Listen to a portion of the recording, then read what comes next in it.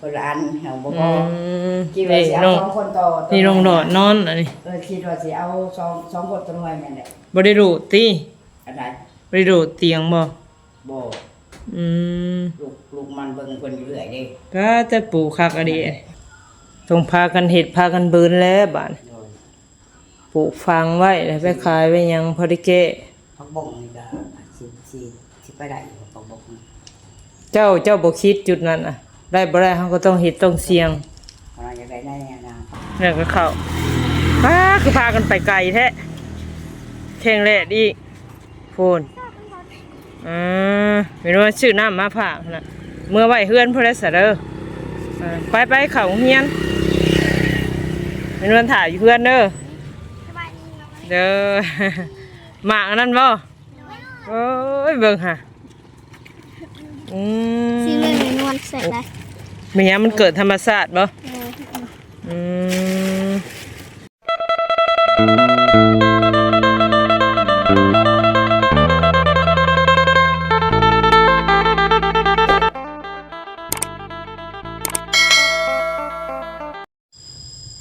กับทักทายสบายดีเด้อพี่น้องเอฟซีเบอร์สุขคนไก่ยินดีต้อนเข้าสู่สอสนวนบันป่าคือเก่าคือเดิมเด้อพี่น้องวันนี้ก็บังเอิญเจอทางน้องส้มโอเนาะพี่น้องเนาะกำลังขี่รถมาพี่น้องทางสนวนกระเบะหั่นค่าเนาะซื้อน้ำน้ำก้อนแล้วก็น้ำหวานน้ำแดงละพี่น้องว่าสิเอาไปตำไปฝากเพิ่นเนาะพี่น้องเนาะก็เห็นเพิ่นขี่รถมาพอดีพี่น้องแต่บ่ฮู้เอามาแต่ใส่เนาะทางน้องก็ไปพวมเด็ดสงสัยยังบ่เลิกเต็มความเฮียนพี่น้องจังไรไปรุ่นไปส้มกันเลยเนาะไปถ่ายไปถามทางน้องเพิ่นพี่น้องโดยจะเอาป้านใช้ชมโอหมากมอนขี่รถไผ่นี่รถมูน้องดอดได้สะบริมาจักโมงนี่เขาเฮียนนี่10 โมง จะนอนกับเขาเลย เนี่ยก็เขาคือพากันไปไกลแท้แข่งแลดอีกโฟนไม่รู้ว่าชื่อน้ำมาผ่านะเมื่อไหวเฮือนพุ่นแล้วซะเด้อไปเข้าโรงเรียนไม่รู้ว่าถ่ายอยู่เพื่อนเด้อเด้อ หมากอันนั้นบ่โอ้ยเบิ่งหะ ซีเรียลนวลเสร็จแล้ว ไม่งั้นมันเกิดธรรมชาติบ่เรียกว่าเพิ่นปลูกไว้นะ หวานบ่สร้างว่าพากันไปเอาหมากมอน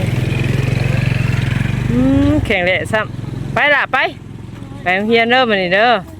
เด้อไปอาสามาสีใช้ขี่น้ำไผ่น่ะมีเบาะหลังอยู่ก็สมโอพี่น้องเนาะมาแต่เก็บหมากมอนบาสันเนาะ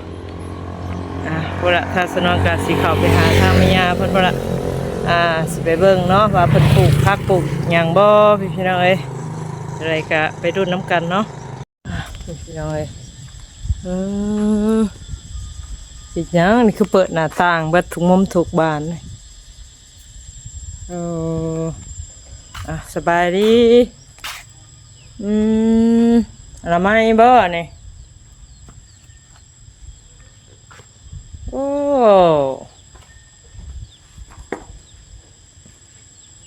สบายดี ยังเจ็บเครื่อง เก็บเครื่องเมียนห้องเด้เกี่ยมลายมันเขาสด ขี่ขี้เกียจ โดย ว้ายจับมาลาบกินว่าเป็นยัง ว่าจากลาบจะจับบ่ทัน คือเห็นยันจะฝาดมาได้รีบ คือเห็นในโทรศัพท์คือเขาจับมาทอดอยู่ กินได้อยู่บ่ล่ะ บ่ได้เลย อ้าว ได้เยอะพวกอันเป็นขี่สร้างนะ ผู้ยาบ่ อยากด้วยหน่อยได้ ที่เขาไว้หน่อยเป็นขี้โพพงโลตรงนะ ผู้ท้องใหญ่ เลย โอ้กินแล้วเศร้าบ่ เศร้าเป็นสร้าง เป็นท้องพางท้องอันนั้นท้องใหญ่สั่งว่าไป เอาเครื่องอันเข้าเก็บไว้บาด โดย ที่อยู่ที่นอน แล้วก็เฮ็ดไปแต่ละห้องอยู่บ้าน เอ้า ตื่นมั้งขี่เกียบนะ อืม ปัดแป้นไปได้ก็ขี่เกียบบัดปัดบัด เอาเตียงเข้าไปนอนทุกคนน่ะบาด โดยเอาเขาจะล้นแล้วเตียงก็ได้ อืมอ้าวเปิดโทรทัศน์ไว้ให้เบิ่งอัน พอมันข่าวแล้วก็เฮ็ด โอ้ เกียบไป เนาะ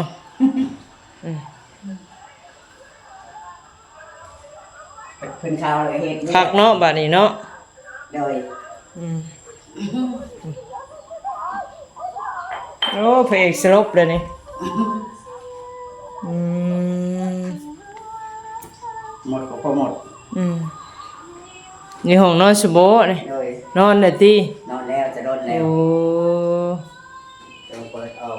ไปแฮะ เจ้าหางก็เอาเข่าบ่เจ้านะ เอาข่าวจะล้นแล้ว เตียงหั่นใด โดย อืม นอนจะพิดหลอกเพื่อสิมาดึงหลอกให้ได้เฮาลูก อืม ชูเด็กกระเทินนอนนี่พอนอนไป อืม นางสมโอลูกก็นอนน้ำอีกบาดเอา เป็นหยังน่ะฮ้อน ฮอน เออ แต่เรามียังดังป๊อกป๊อกเทเป็นเพิ่นนั่นมาไก่พัดลมนี่ อืม ตัวกระโดดเราซีเขียเขียคนเพิ่น อืม มึงคือมานอนแบบนี้โอ้ฮอนคนวะแม่ พัดลมมันเดียวเนาะ โดย สองอันล่ะบ่ สองอัน อืม ห้องมานอนนำกันบ่ฮอนว่าซั่นบัดนี้เอามานอนใกล้แจ้งมันห่มผ้าห่มมันอ้าว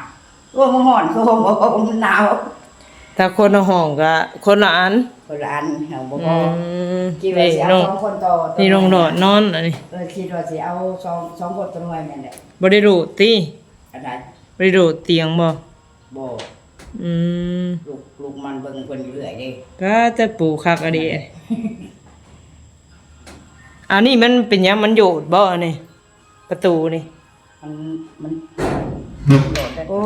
ยอได้เป็นตุ นั่นแหละอัน พระเจ้าบ่ยอนี่เบิดกระเบื้องจ้ะ แม่ หยังตัวนี้ก็เป็นว้าเสร็จต้องยอเนาะ โดด อืม มันแบบว่ากระโดดสูงผมนอน อื นอน ม กี่งามหัดงาม มันโยดเด้ โดด อืมบ่คือเก่าบ่ปกติแล้วบัดนี้ บางหม่องก็ส่วนมันก็ต้องบ่ๆนะนี่คือ บ่เกี่ยวกับเพิ่นปูเด้มันเป็นน้ำประตู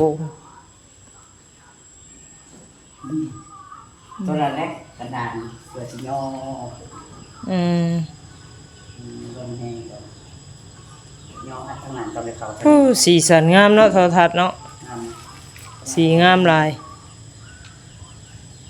พ่อสมโภชเพิ่นไปเอาหมักมอนบ่ะ เอาอยู่ใส่ หมักมอน อยู่ใส่ อยู่ผู้ อัน ไปไม่ไปเอาน้ำแข็งหั่นไปเห็นมันขี่รถถีบไปกับหมู่เพิ่น บอก เฮือยย่อยเฮือยยัง จะแป้งหมามอน เอาแม่น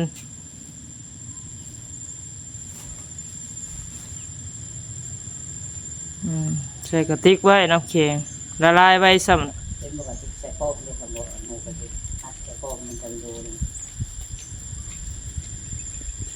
เพิ่นสิตกก็บ่ตกเนาะ นั่นแหละ โอ้ฮอด ว่า นี่พี่น้องเอ้ย ยาง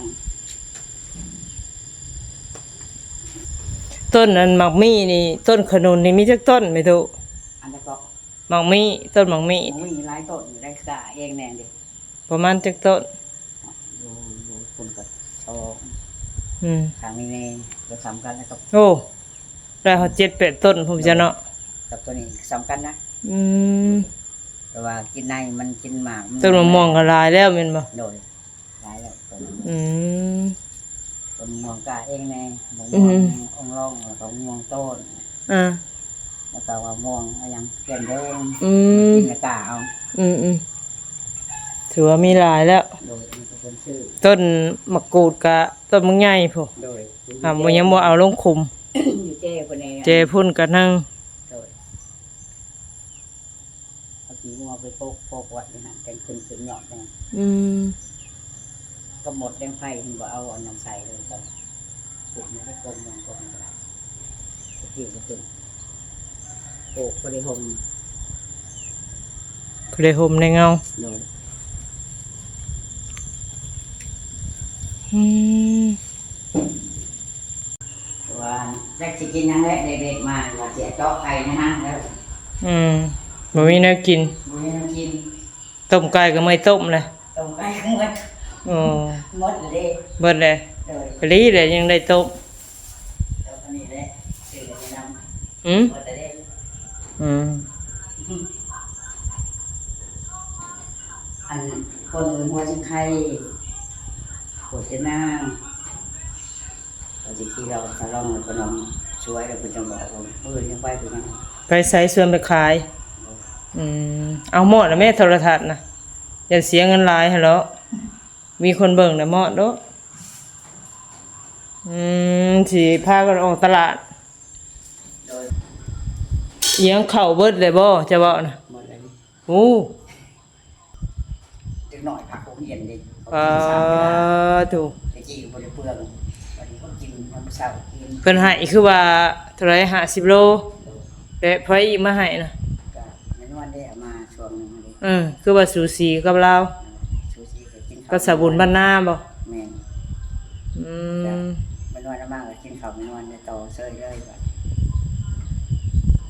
มาเซยใส่ห้ากับหมดให้ โอ้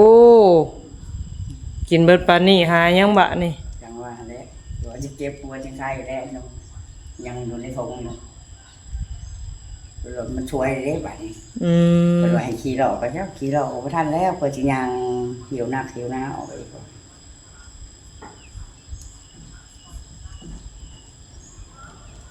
ต้องพากันเฮ็ดพากันเบินแล้วบาดนี้ โดย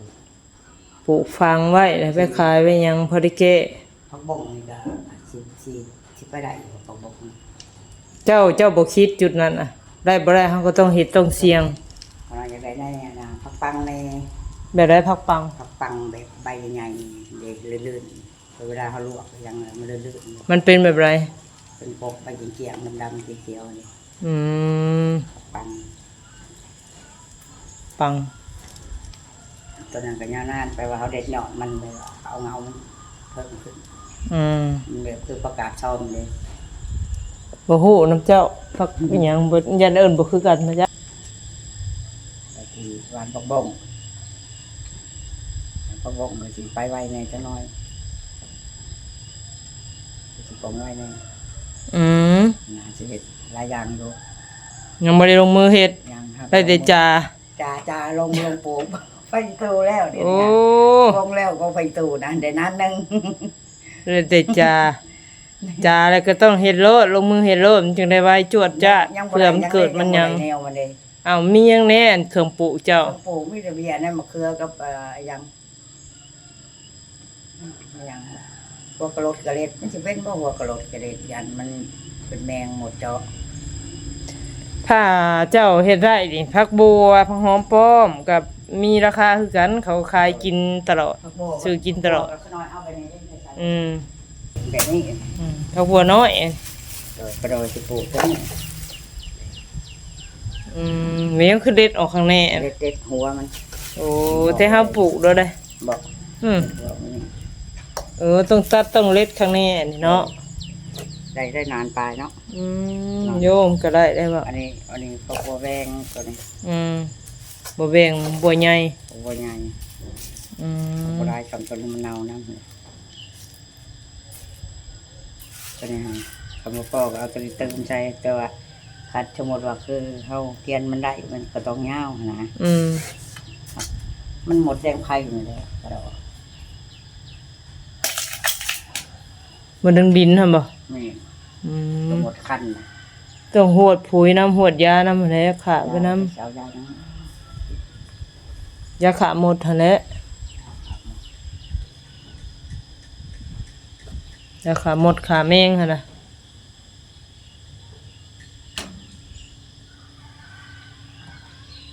เริ่มเฮ็ดแล้วหลานมาเฮ็ดกินข้าวอันนั้นซ้ำบัดข้าวพวมใหญ่พวมนั่นเด้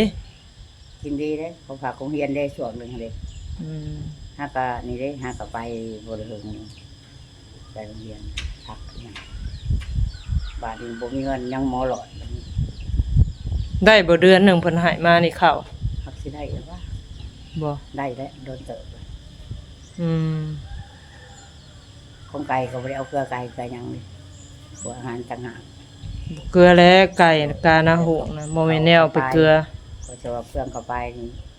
มันไก่น้อยเลยไก่น้อยแยกแม่มัน อืม แม่มันไข่ต่อ บอกเฮาบอกให้ไปเอาขี้แก๊บเฮาบอกอยู่บ่ได้ไปเอาเลยบ่ บ่ยังบ่ได้ไปเอา อืม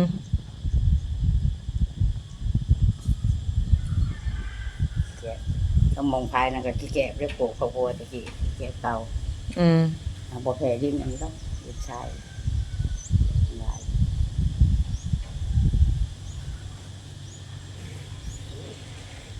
ว่ามันสิยังอยู่คือเก่าว่าจังไง หนทางแก้ไขแล้วถ้าบ่มีทางหาเลยยอมแหละคือว่าแหละผู้รักผู้ใหญ่ก็อิงตามเพิ่นมีตัวเฮาเพิ่นสิช่วยเฮาตลอดก็เป็นไปบ่ได้ดอก โดย แต่เฮาบุกบืนเองหั่นแหละซอกมาหาเองบัดนี้แต่สารลานแป้งมันก็เฮ็ดให้สมบูรณ์แบบเด้พออยู่พอเซาเลย โดย แต่หาเงินซื้อข้าวซื้อน้ำหั่นแหละสิบ่พอได้บ่ ทูไปนี่แหละ ถูไทยไปหั่นแหละ บัดนี้ตอนนี้ร้านยังเฮียนเนาะเสียกันเสียค่านี่บัด อืม นางสมโอบ่มีเงินเอาน้ำปลุกไปได้หมอหลอดก็อยากได้ค่านั่นอีกบัดนี้ยังหมอหลอดบัดนี้ เชียร์ไข่หยังคือเดือยแท้ เสียค่าจังว่ายังกตกรรม อืม บัดนี้ยังหมอหลอด แต่กรรมนี่ปกติเพิ่นบ่ได้ให้เสียเงินติมีเจ้าเฮ็ดสิ่งเฮ็ดของไปเอาคะแนน ได้เพิ่นว่าเอาเงิน10 เงินก็คือเฮาอยากง่ายซื่อๆปกติน่ะสิเอาแบบกระบวยบ่หรือว่าเอาแนวใดแนวหนึง ได้อัน ไม่ นั้น กวดบ่จังซี่ ได้มีพวกปลาแดก2อันแล้วบัดนี้จงไว้ว่าไว้กินเอาตัวนี้ซะโอ้ป่ะ อืม ให้เพิ่นอันหนึงแล้วยังหมอหลอดบัดเสียก็พร้อมบ่เสีย ก็เดียวว่ามีแต่สมโอเว้าซื่อๆดอกลูกแม่โอซาก็เว้าคือกันว่าตกคนหนึง15,000 มันก็บ่หลายติ อีก10,000 บ่หลายปานใด10ปลายพัน เปิดขึ้นห้องอีกแพงคักอีกบัด ถ้าล้านช่องล้านจนปัญญาแล้วซำนี้เพิ่นยังแก้ไขได้อยู่ บัดนี้แม่นปิดบ่บัดนี้เสียเงินเสียหยังนะ อืมปิดเทอมก็เสียเงินอีก เสียเงินแล้วขาดกรรมเลย เออสร้างว่าเนาะ นั่นแหละ อืม 15,000พุ่น ปิดบัญชีไรนี่ ก็ยังบ่ฮู้ตะกี้ว่าวันที่1 อื บัด ม นี้เพิ่มขึ้นอีกบัดนี้ เอาถือวันที่10ปลายผมจะครึ่งเดือนเนาะ นั่นแหละ ที่45เนาะอืมเอาพาน้องสมโอมาได้สิให้เพิ่นพาเลาะเบิ่งต้นไม้ต้นตอกเพิ่นพี่น้องเอ้ยเนาะทางพลักผู้ใหญ่เพิ่นน่ะอยากเห็นว่ามันมีต้นหยังแน่ มีต้นหมูมีก็มีแล้วนี่ โอ้ยฮะเอาสำหรับคลิปนี้ก็ให้ทางแม่ตู้ไปเฮ็ดเวียกเฮ็ดงานเอาก่อนเนาะสบายดีเด้อตู้เด้อ สบายดี โดยโอเคพี่น้องเนาะวันนี้ก็ถือว่ามาเยี่ยมมายามน้องสมโอคือเก่าคือเดิมเด้อพี่น้องเอ้ยจังไดบ่ผิดบ่ถือผิดพลาดกันใดก็ต้องขอโทษขออภัยพี่น้องเอ้ยเนาะทางน้องเพิ่นก็เบิดข้าวกินอีกแล้วน้องสมโอก็ได้เป็นจังไดพี่น้องเอ้ยก็ขึ้นอยู่กับพระผู้ใหญ่เนาะก็คือว่าละเพิ่นก็เป็นช่วงเพิ่นช่วยเหลือเข้ามาพี่น้องเอ้ยแต่ว่าให้เพิ่นช่วยตลอดก็อาจสิเป็นไปบ่ได้เนาะจังใดก็เป็นกำลังใจให้ทางครอบครัวน้องเพิ่นสู่ต่อไปพี่น้องเอ้ยทางสุนันก็ได้แต่แวะมาเยี่ยมมายามเนาะสั่งในคลิปนี้ทางสุนันก็สิได้ขอจบคลิปก่อนพบกันคลิปหน้าสำหรับคลิปนี้ไปแล้วพี่น้องเอ้ยขอกล่าวคำว่าสบายดี